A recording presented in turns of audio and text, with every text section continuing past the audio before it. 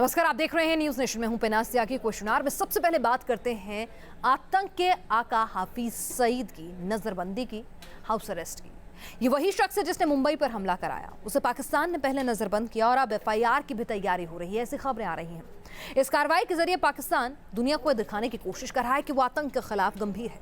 लेकिन इस सब के बीच सवाल उठ रहा है कि पाकिस्तान ने दुनिया के डर से हाफिज सईद पर कार्रवाई की या फिर कोई नई चाल है और महज एक दिखावा है। आतंक का सबसे बड़ा आका, जिसकी दहशतगर्दी से हिंदुस्तान लहूलुहान हुआ, जिसने मुंबई पर हमला करवाया, जो खुलेआम भारत को धमकी देता रहा, जिसके हाथ मासूम लोगों के खून से रंगे हैं, जो भारत का दुश्मन नंबर 1 है, उस आतंकी हाफिज सईद पर अब नकेल कसने वाली है। हाफिज को नजरबंद करने के बाद पाकिस्तान सरकार ने एक कदम आगे बढ़कर हाफिज के खिलाफ बड़ी कार्रवाई का मन बना लिया है। खबरों के मुताबिक हाफिज सईद के आतंक पर लगाम लगाने के लिए पाक सरकार ने उसके खिलाफ एफआईआर दर्ज करने की तैयारी तेज कर दी है। हालांकि यह साफ नहीं है कि पाकिस्तान सरकार हाफिज पर किस मामले में एफआईआर करने वाली है। सूत्रों के मुताबिक इसके अलावा दूसरे आतंकवादी संगठनों पर भी कार्रवाई की तैयारी की जा रही है। जमात-उद दावा और फलाह-ए-इंसानियत नाम के संगठनों के और भी कार्यकर्ता आने वाले दिनों में गिरफ्तार किए जा सकते हैं। इन पर आतंकवाद निरोधी अधिनियम के तहत कार्रवाई होगी। हाफिज सईद की कश्मीर नीति प्रधानमंत्री नवाज शरीफ की नीति से बिल्कुल अलग है। हम राष्ट्रीय हित से समझौता नहीं करेंगे। इतना ही नहीं, पाकिस्तान सरकार ने जमात-उद दावा के सरगना हाफिज सईद का नाम विदेश दौरे की प्रतिबंधित लिस्ट में शामिल कर लिया है। पाकिस्तान सरकार ने हाफिज का नाम एग्जिट कंट्रोल लिस्ट में शामिल कर दिया है। इसका मतलब है कि आतंकी हाफिज सईद के विदेश जाने पर फिलहाल बैन लगा दिया गया है। हाफिज की नजरबंदी के महज 2 दिन बाद ही यह फैसला किया गया है। ये लिस्ट पाकिस्तान की प्रांतीय सरकारों और जांच एजेंसियों को भेज दी गई है। इस लिस्ट में जमात-उद-दावा समेत लश्कर-ए-तैयबा से जुड़े 38 लोगों के नाम शामिल हैं। जब पाकिस्तान ने हाफिज सईद को एग्जिट कंट्रोल में उसका नाम रखा, इसका मतलब यह है कि पाकिस्तान के पास हाफिज सईद के खिलाफ प्राइमा फेसी सबूत है।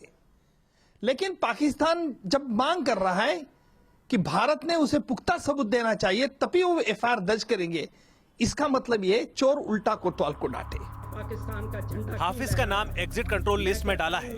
इसके अलावा हाफिज के तीनों संगठनों जमात-उद-दावा, लश्कर और फलाह-ए-इंसानियत फाउंडेशन को भी इस सूची में शामिल किया गया है। हाफिज सईद पर शिकंजा कसने की बात पाकिस्तान कर रहा है, लेकिन सवाल है कि यह कार्रवाई कितनी भरोसेमंद है, क्योंकि दुनिया जानती है कि हाफिज सईद एक आतंकी है, लेकिन फिर भी पाकिस्तान उसे पनाह देता रहा है। Team news nation.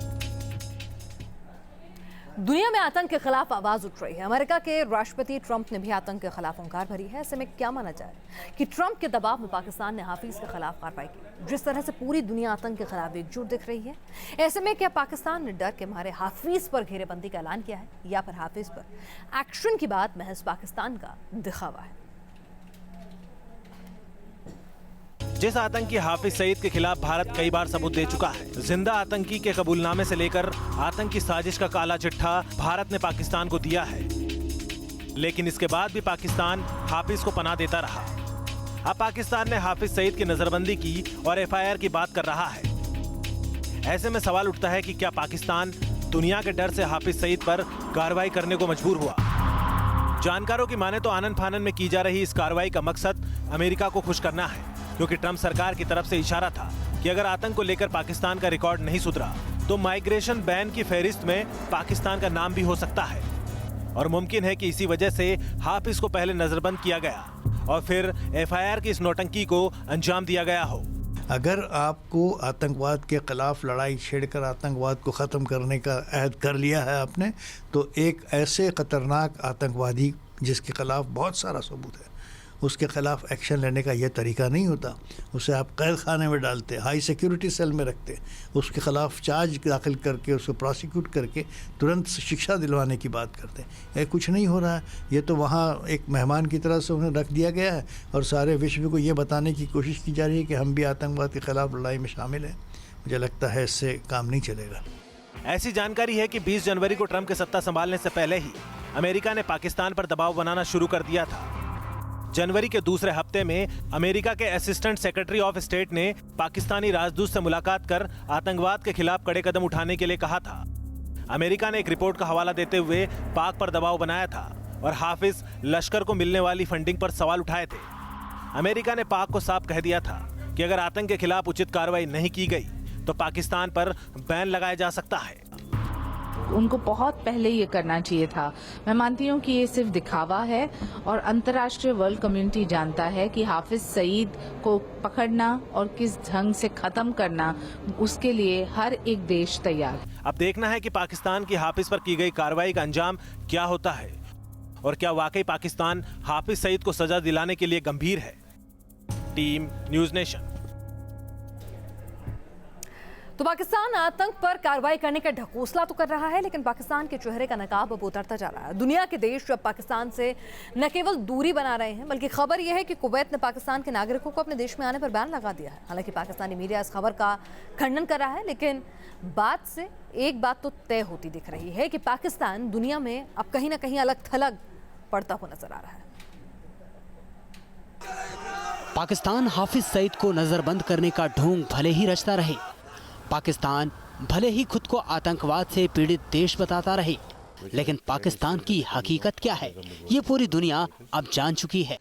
पाकिस्तान में आतंकी न केवल बेखौफ घूमते हैं, बल्कि पाकिस्तान आतंकियों को पनाह भी देता है और ये बात अब जग जाहिर हो चुकी है।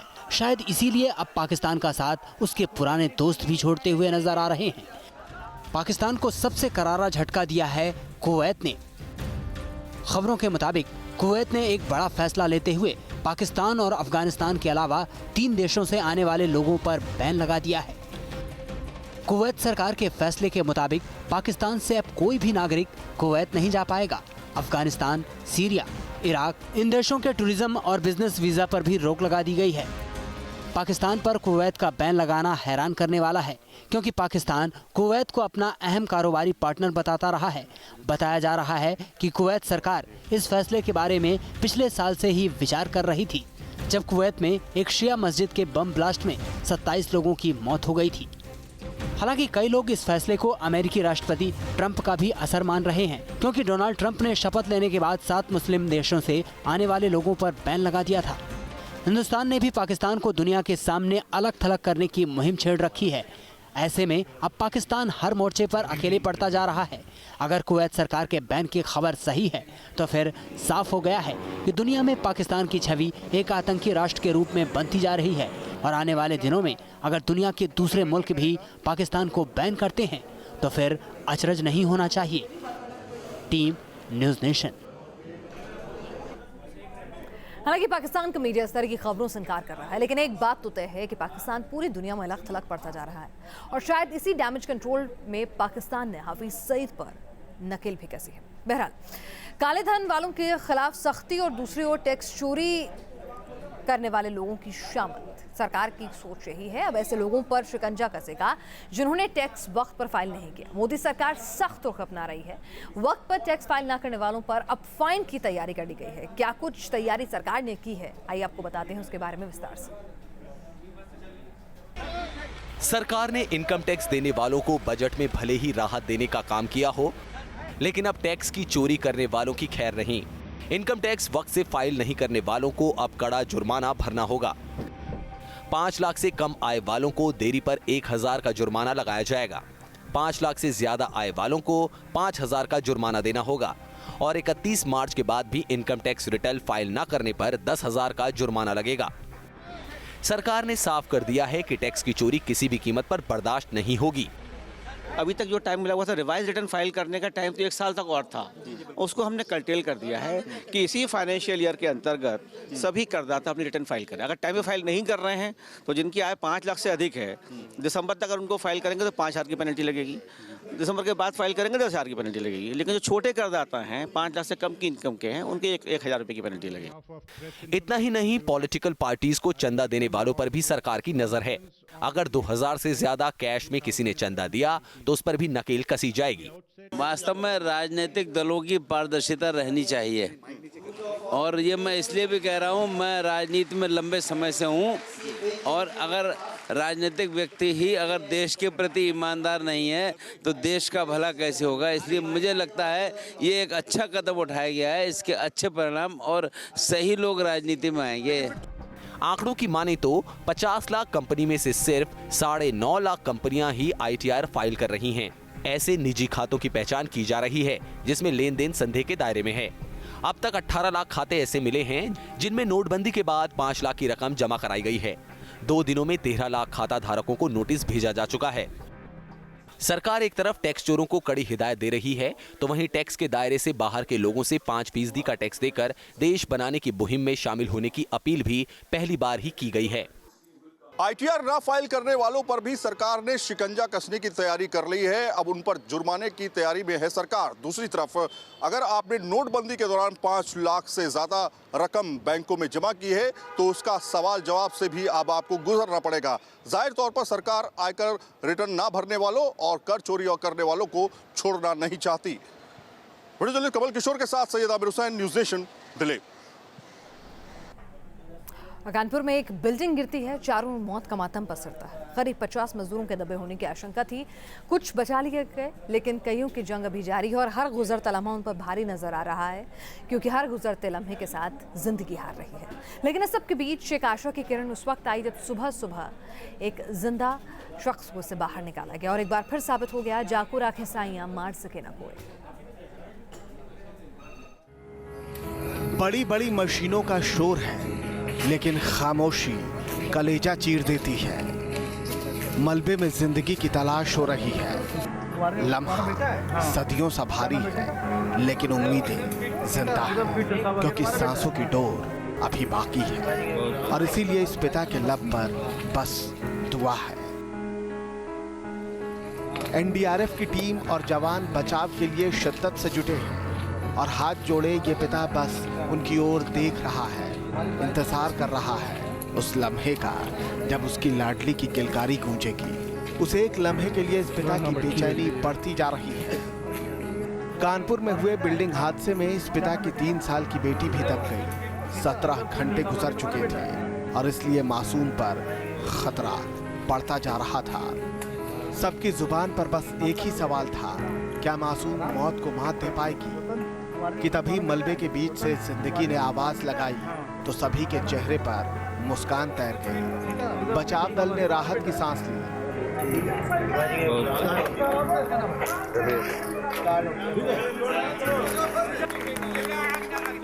3 साल की सुशीला सकुशल बाहर निकाल ली गई तो पिता सीताराम ने भी राहत की सांस ली। तालियों की गड़गड़ाहट गूंज उठी। मौत के मातम के बीच हुए चमत्कार ने सबको सुकून पहुंचाया था। सब खुश थे और सीताराम को तो मानो उनकी दुनिया वापस मिल गई थी।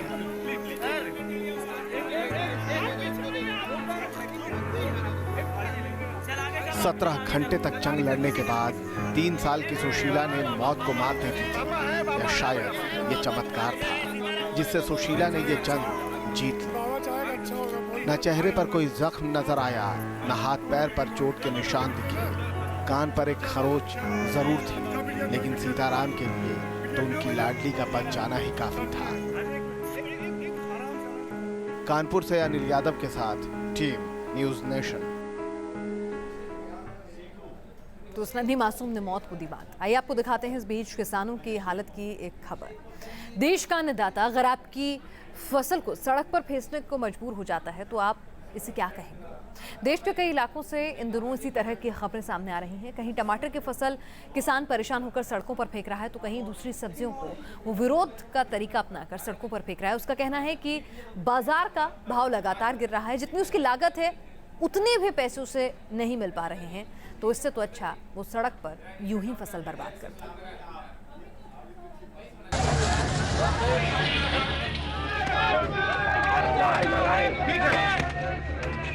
अब इसे नोटबंदी का असर कह लीजिए या फसल की बम्पर पैदावार, लेकिन हकीकत ये है कि देश का अन्नदाता अपनी फसल को फेंकने पर मजबूर है।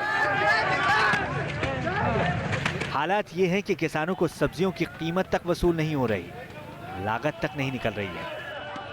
हालात ये है कि सब्जियों को औने पौने दाम में बेचने के लिए ये किसान मजबूर हो चुके हैं। ये तस्वीरें हैं छत्तीसगढ़ के सूरजपुर की, जहां किसानों का गुस्सा फूट पड़ा है। सारी सब्जियां सड़क पर फेंक दी गई हैं। गोभी, टमाटर को बीच सड़क पर फेंककर अपना विरोध जताया जा रहा है। किसानों का आरोप है कि मंडी में इन सब्जियों की कीमत कोई देने को तैयार ही नहीं है। टमाटर और गोभी को तो 1 रुपए किलो भी कोई नहीं खरीद रहा है। लिहाजा करें भी तो क्या? सब्जियों को सड़क पर फेंककर इसलिए विरोध किया ताकि प्रशासन की नींद टूट सके। वैसे सिर्फ छत्तीसगढ़ का किसान ही परेशान नहीं है, रांची के किसानों की हालत भी आप देख लीजिए। टमाटर की बम्पर पैदावार यहाँ हुई है, लेकिन खरीदने वाला यहाँ कोई नहीं है। विरोध के नाम पर यहाँ पर भी टमाटर सड़कों पर फेंक दिए गए। इन तस्वीरों को देखकर आप किसानों की हालात का अंदाजा बखूबी लगा सकते हैं। अब जरा सोचिए कि जिस फसल को किसान ने दिन रात मेहनत कर पैदा किया, जिस फसल की दिन रात रखवाली की, आज उसी फसल के उसे उतने दाम भी नहीं मिल रहे हैं जिससे किसान का गुजारा भी चल सके। Team news nation. कश्मीर की बेटी ने अलगाववादियों को दिया है करारा जवाब। उनकी बोलती बंद कर दी है जो स्कूलों में आग लगाकर मासूमों को आतंक की आग में झोंक रहे थे। पुलवामा का शाहिरा अख्तर ने कश्मीर की बोर्ड की परीक्षाओं में टॉप कर ये कर दिखाया कि लड़कियां किसी से कम नहीं और वो आतंकी या अलगाववादियों की गिदड़ भपकी से डरती नहीं। हम आपको बता दें, शाहिरा साउथ कश्मीर के उसी त्राल से आती हैं जहां का आतंकी बुरहान वानी था।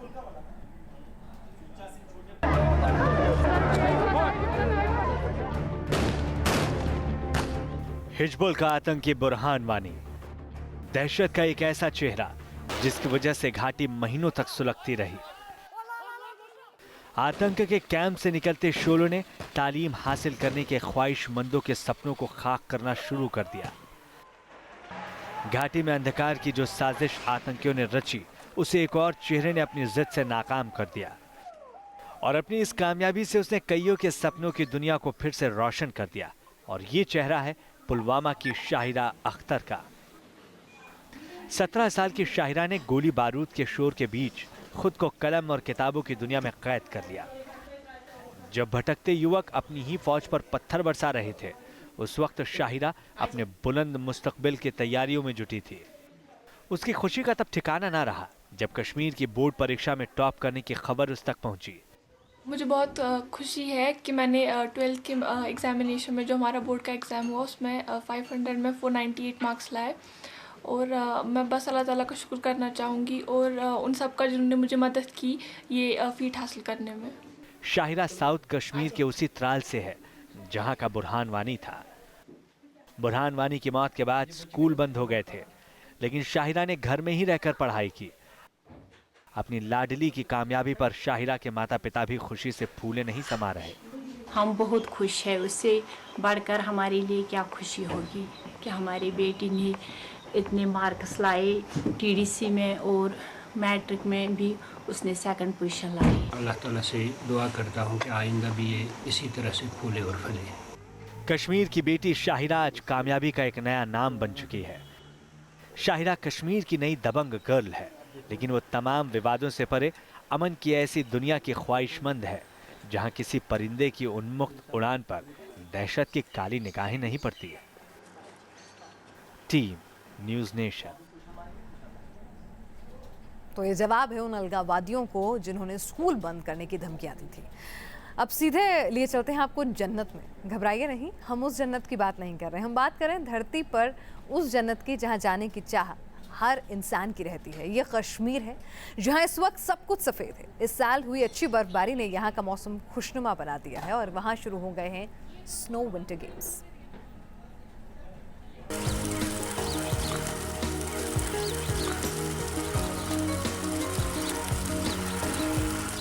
चक सफेद हो गई कश्मीर की वादियां, बर्फबारी से गुलजार हुआ गुलमर्ग, टूरिस्ट हब बनी वादी।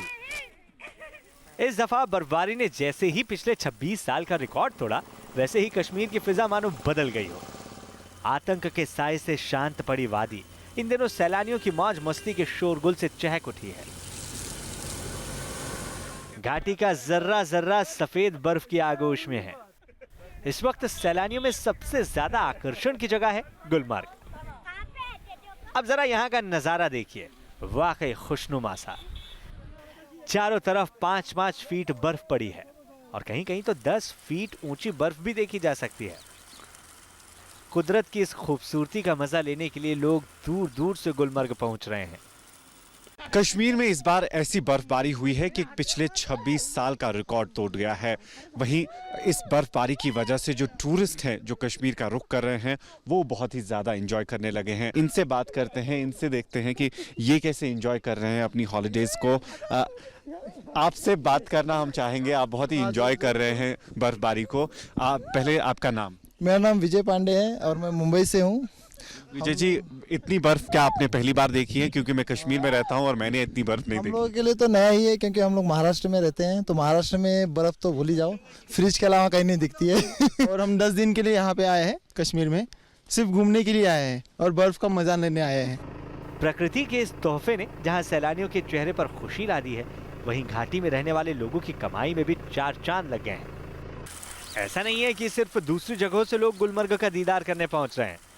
कश्मीर के निचले इलाकों के लोग भी गुलमर्ग में बर्फबारी और स्कीइंग का मजा लेने के लिए आ रहे हैं। वहाँ पे थोड़ा कम बर्फ है इसलिए हम यहाँ पे आए। यहाँ पे 9 फुट बर्फ पड़ी है तो हम यहाँ पे एंजॉय करने के लिए आए हैं और स्कीइंग के लिए आए हैं। यहाँ पे बहुत मज़ा आ रहा है। जहाँ देख रहे हैं टूरिस्ट भी यहाँ पे हैं, उनके साथ बातचीत, बहुत एंटरटेनमेंट हो रहा है उनके साथ। आम लोगों से लेकर खास तक गुलमर्ग हमेशा से ही लोगों की पहली पसंद रहा है। ये location film director Yash Chopra से लेकर करण जौहर तक की पसंदीदा जगह रह चुकी है। उन्होंने कई गाने यहाँ फिल्माए भी हैं। इदरीस लोन, गुलमर्ग।